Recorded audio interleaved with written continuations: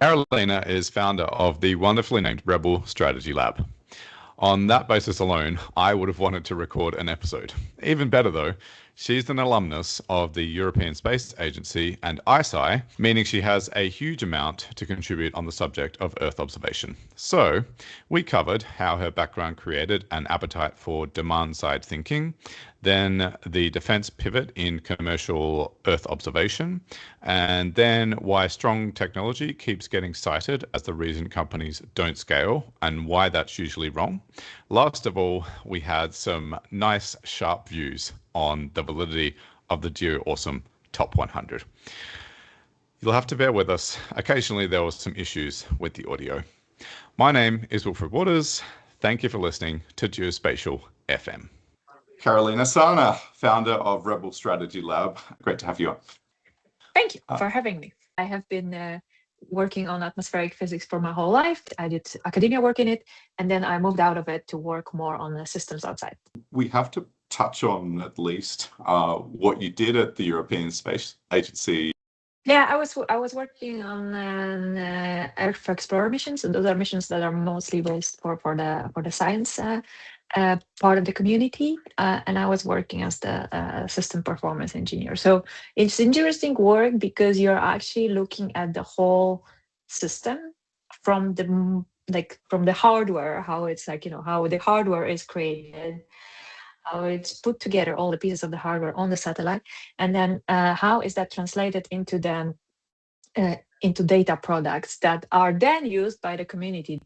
Everything you launch out there is supposed to serve someone. So I actually really enjoy that because that is the part where you can see the whole chain of everything that happens within the satellite system. And that is also how I decided that at this moment, my biggest interest is actually in the data and the application of that data to specific world problems, right? And so that's, I think it's nice to have this kind of opportunity to see how all the pieces work and then decide, this is all fun, but I actually want to work there here. Yeah. So this is why also the reason that I joined ISI. Yeah. To work on the specific applications, yeah.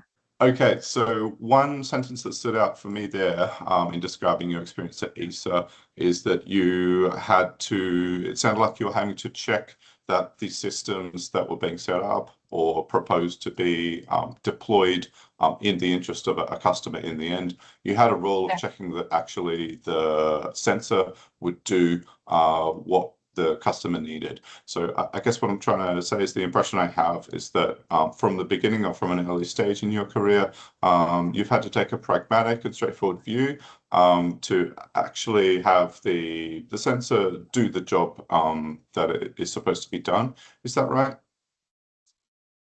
Yeah, absolutely. So it's also part of the big part of what I'm trying to do now with especially since I started Rebel Strategy Lab, is turn a little bit the side of how the industry is looking at the whole problem from demand side. So the work I was doing at ESA a lot of it was with the Mission Advisory Board. So this is a group of scientists who all run research and different algorithms that then feed into climate model, the weather predictions, and so on, and working in them and trying to figure out what is it that they need, understanding what they do, what they work on, what are the problems that they have, and what is the work that helps them make progress. And then you take that and you translate it into the whole system. What is it that you actually need to create? And honestly, the demand side thinking is very scarce. It takes a lot of change of minds to do that, because there is the part of and this is not only Earth observation. I think this is all deep tech industry, right? It's like creating satellites, but it's also people who work on. I'm involved also with climate tech, so it's also people who work on some beautiful pieces of hardware that are just amazing technology.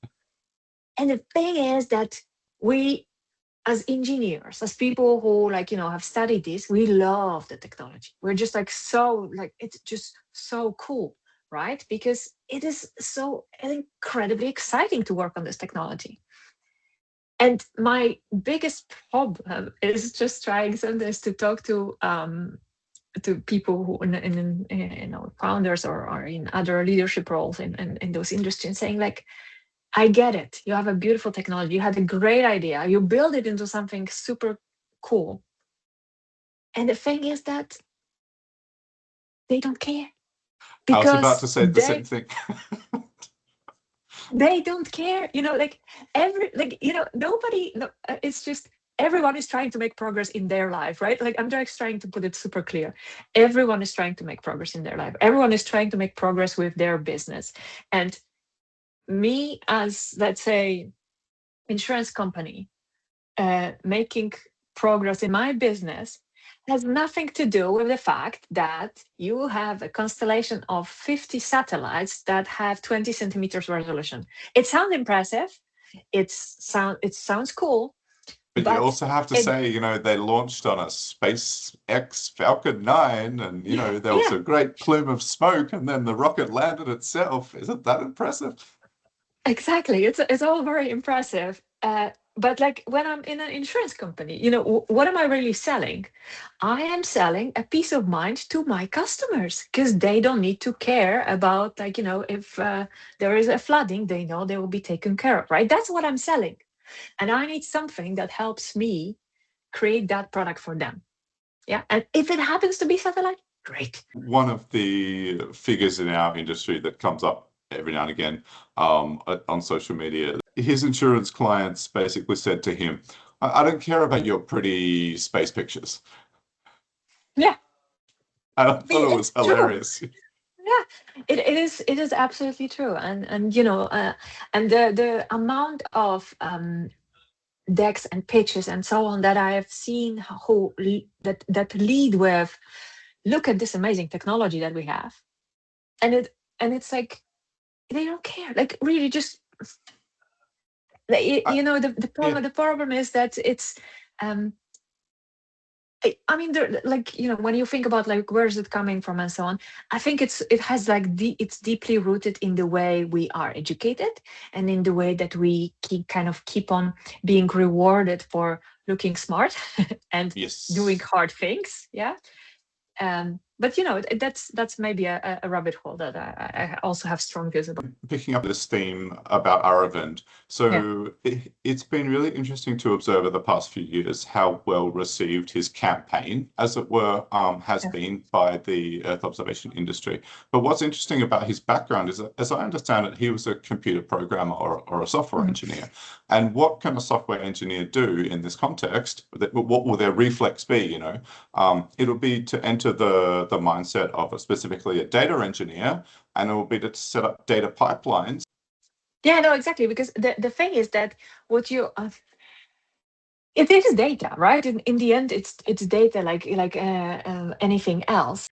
It's about how you can digest that data into something that works for you, right? So I also often talk about like creating the infrastructure, right? It's not just like let's have the data and then everyone will be happy to use it. The whole design assumption of the industry is the more data there is, the more use will come. And that's it.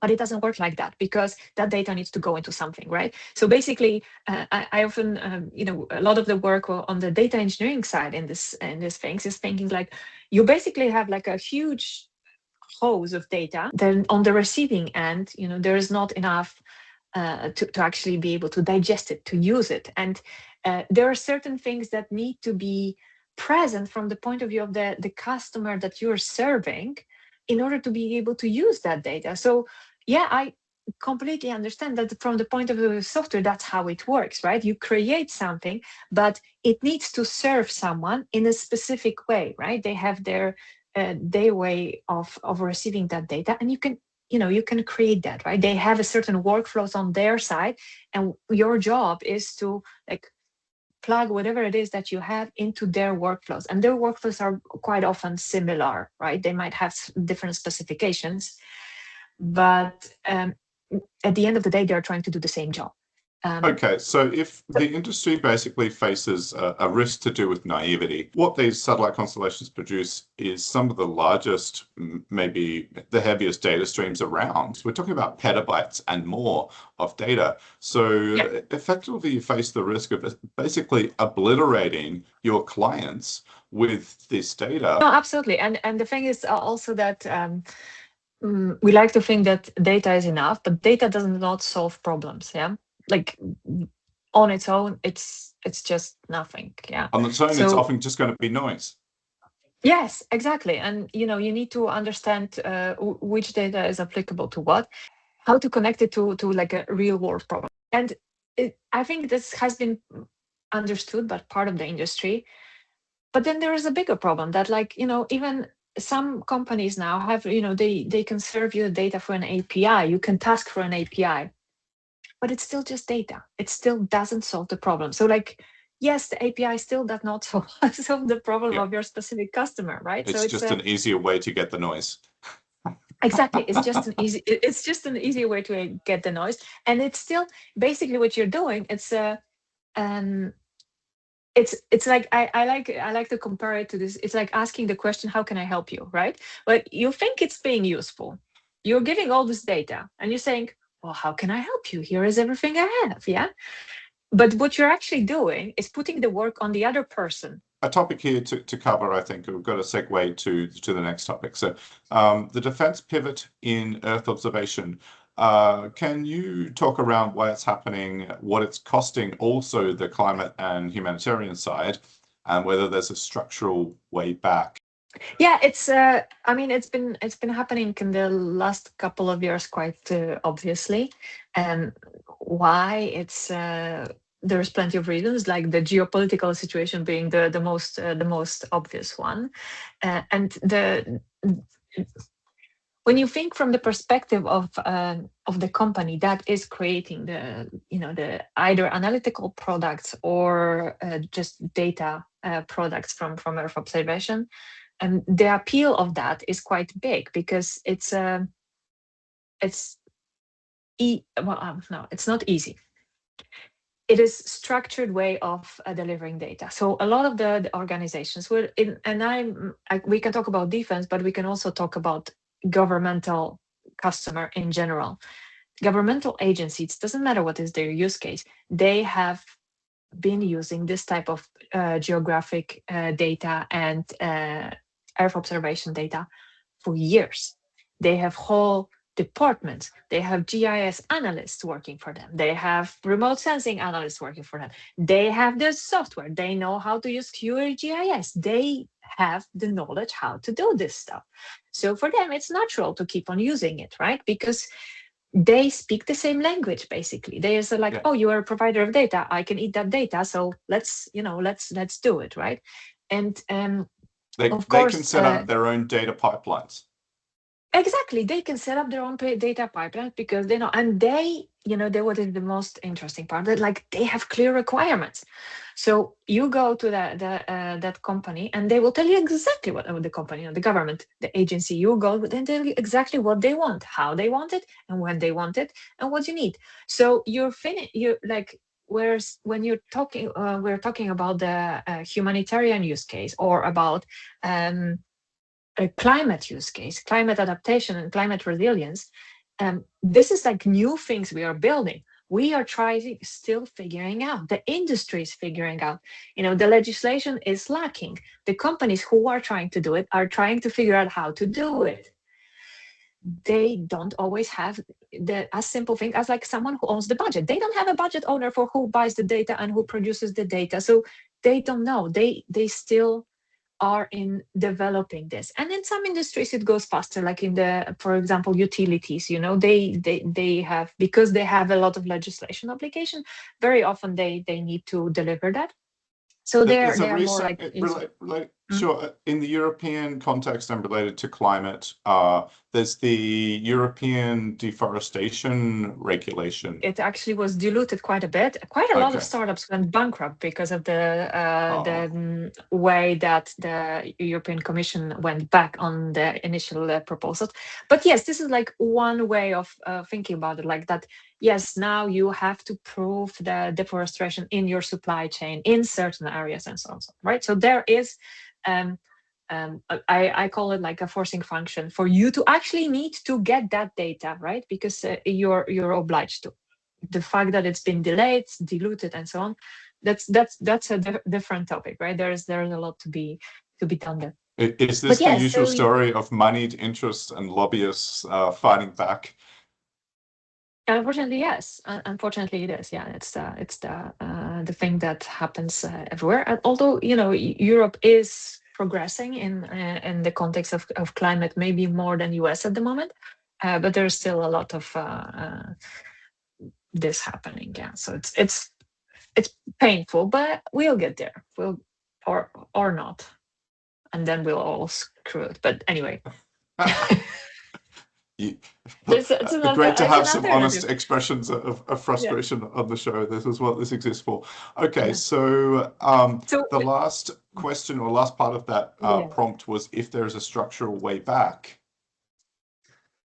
Yeah, I think it's, and I will repeat myself.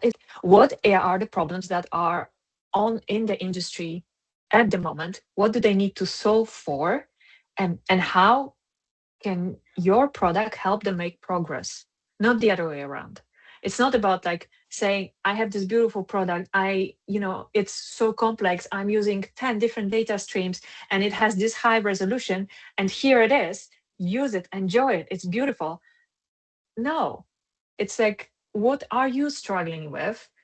And then based on what you're struggling with, this is how I can help you.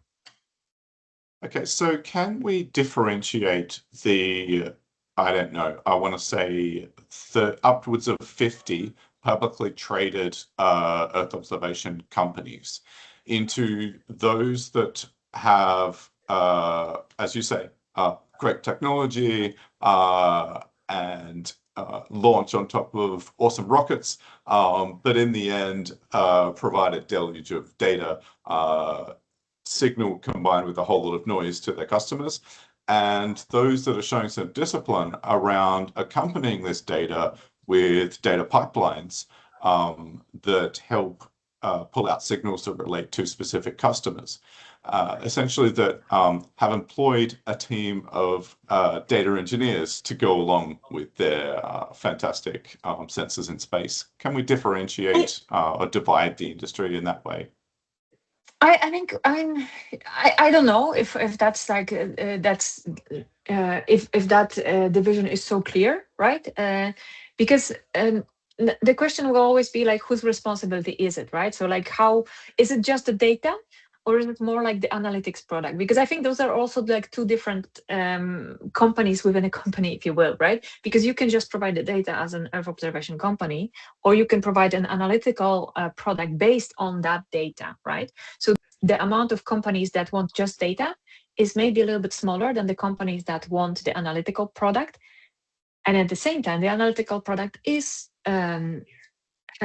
potentially higher commercial value, but it is harder to create. The job to be done on the point of the point of view from the person you're supplying to is almost always the same, but they might have different ways of digesting that data and so on and so on. And you need to sit with them to understand that, right? So I think that I am always skeptical of like simple divisions. It's always a little bit more complex than that. And it's not easy to say like, those are the good guys, those are the bad guys, right? It's like, I don't believe, people say like, there's no black and white.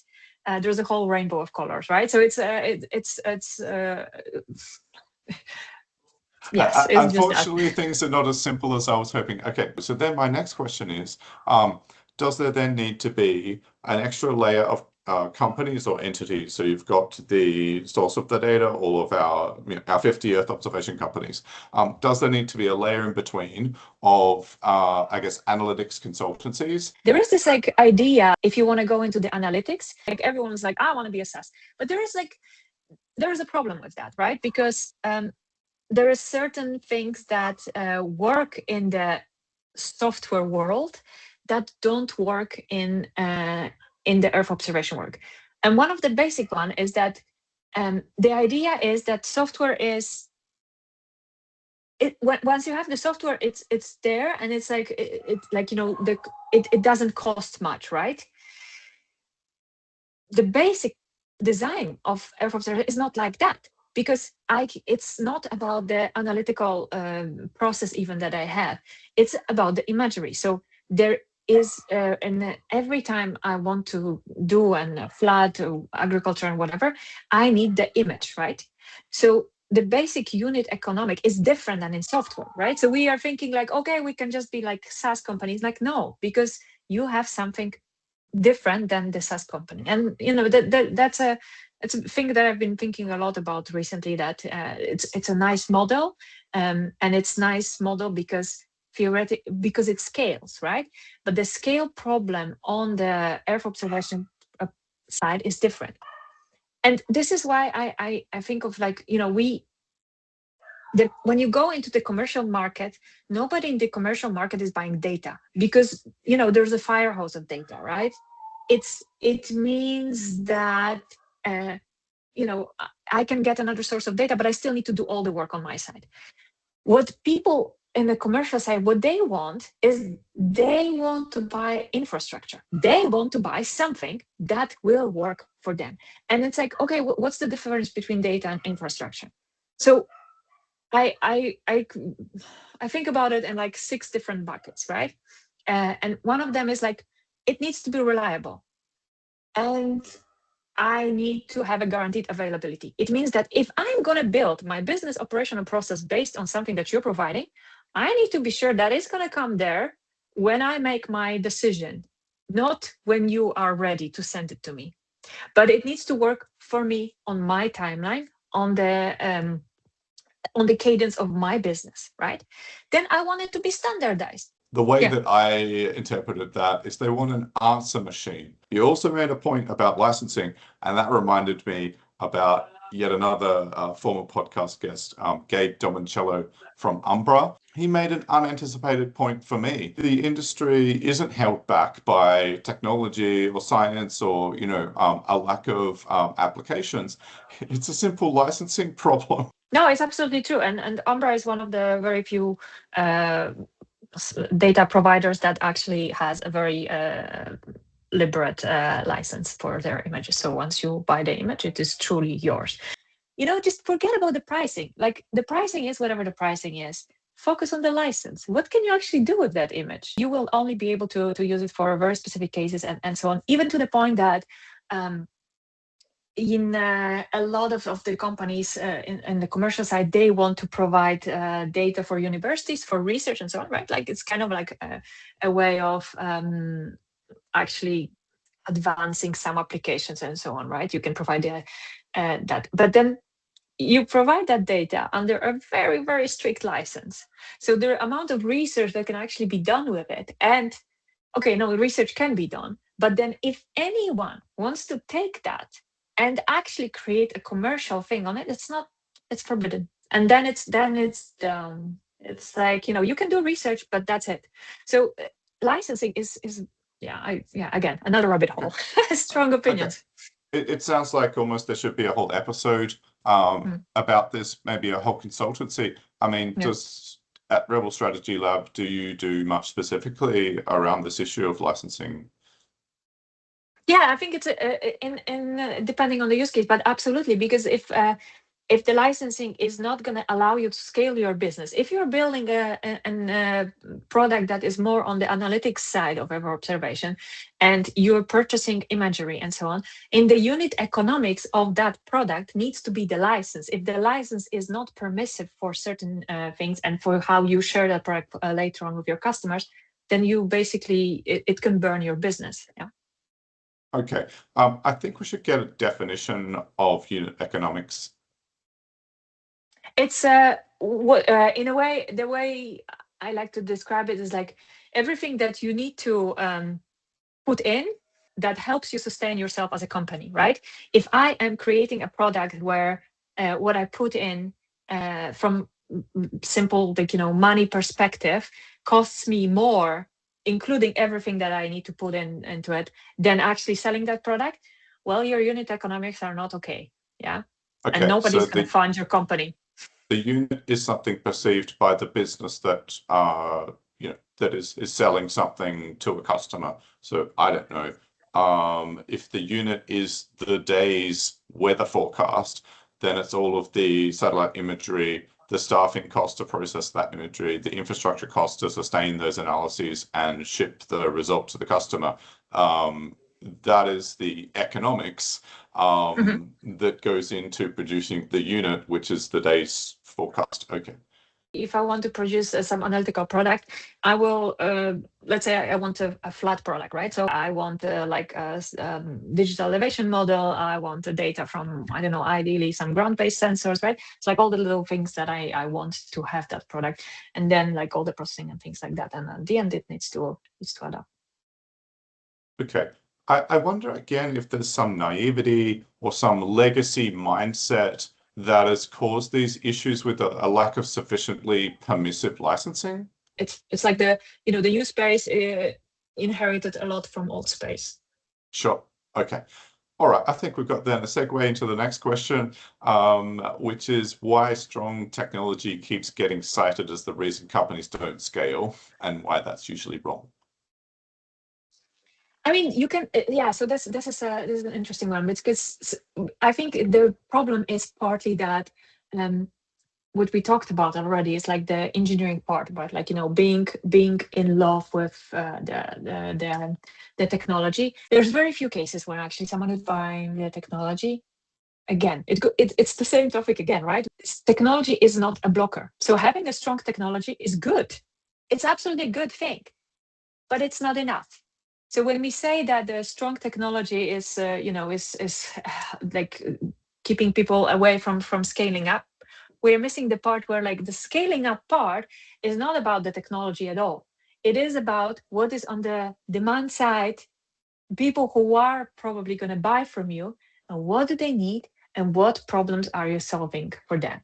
And then if you are looking from that perspective, yeah, right, you can use your strong technology, but don't start with the technology, right? So that's the whole argument in 2 sentences. All right. So the last prompt is your view briefly on the Geoawesome top 100. You asked me this question a while ago, like should the Earth observation have the equivalent of Geoawesomeness? And my challenge to this is we can have another nice conference, and at the end of it we can release a manifesto and we can put it on a website or in a PDF sometimes, and we can have it there. Definitely a PDF, yes.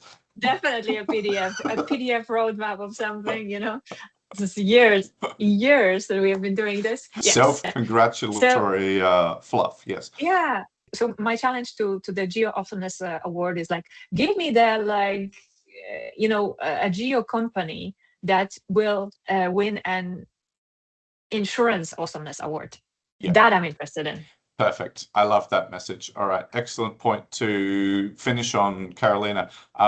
Thanks so much for laying out before us the nature of the work of the Rebel Strategy Lab. Thank you so much. So that was a great episode. My main reflection here is that it is possible to pivot out of industry into strategy consulting. Karolina had a great sense of humor and used this to deliver sensible points with a constant focus on problems currently in the industry and how your product helps customers with those problems make progress. She accompanied this message with another constant: to stop focusing on the amazing technology involved in launching a satellite. This does not automatically mean you're solving someone's problem. She reinforced this all the way to the end with a straightforward message about the limits of industry awards. We should focus on other industries identifying something great about a geospatial product and deciding to give an award to the company that makes it.